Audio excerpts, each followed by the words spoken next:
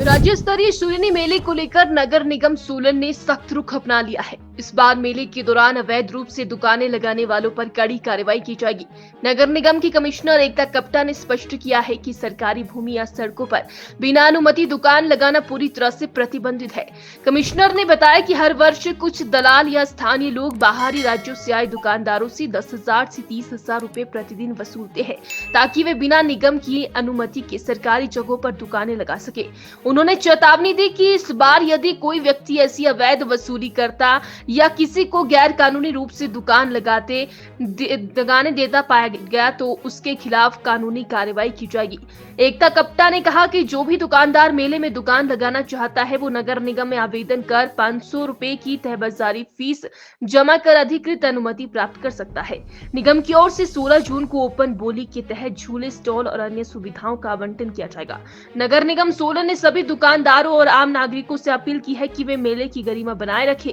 और नियमों का पालन करने में सहयोग करें। किसी भी तरह की अवैध गतिविधि को बर्दाश्त नहीं किया जाएगा और दोषियों को कानून के अनुसार दंडित किया जाएगा। आज जो है नगर निगम सोलन की आम सभा की बैठक जो थी वो एक स्पेशल एजेंडा के लिए रखी गई थी। ये स्पेशल मीटिंग थी हाउस की, जो शूलिनी मेले के आयोजन को लेकर जो ये मीटिंग थी, क्योंकि शूलिनी मेले का जो मेन हमारा मंच है, शूलिनी मंच भी जो है वो ठोडो ग्राउंड में ही है और ये निगम की प्रॉपर्टी है और हमेशा से निगम ही जो है वो झूलों का ऑक्शन प्लस जो यहाँ पर वीआईपी और इन सब लोगों के बैठने की व्यवस्था, प्रदर्शनी की जो व्यवस्था के लिए स्टॉल्स वगैरह लगते हैं और जो जनरल जो दुकानें लगती है उसके जो स्टॉल्स लगते हैं वो सब निगम करती आई है। तो इसमें और बहुत सारी चीज़ें ऐसी रहती हैं जो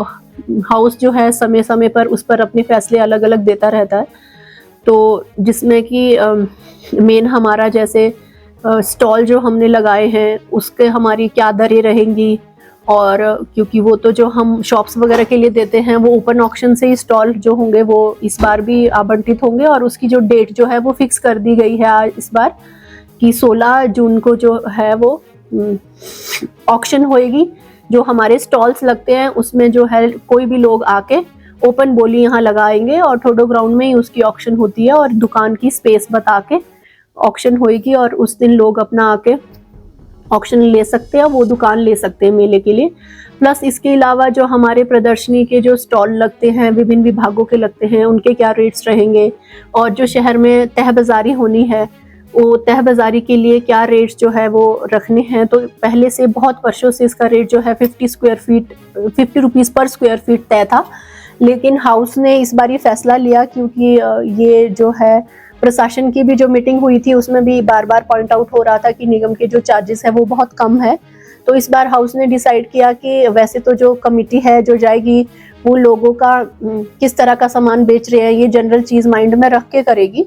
लेकिन मिनिमम जो है 500 रुपये तह बाजारी वसूल की जाएगी और अदरवाइज किसी का बड़ा दिखता है कहाँ पर वो है तो 100 रुपये प्रति स्क्वायर फीट के हिसाब से ली जाएगी। इसके अलावा निगम ने एक बहुत इंपॉर्टेंट फैसला लिया है कि निगम के पास ऐसा बहुत फीडबैक था कि हम तो लोगों से चार्जेस बहुत कम लेते हैं, 500-1500 मैक्सिमम, इससे ज़्यादा किसी से चार्जेस लेते नहीं है,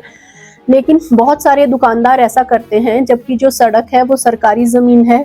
और गवर्नमेंट की सड़क है या निगम की स्ट्रीट है, उस पर जो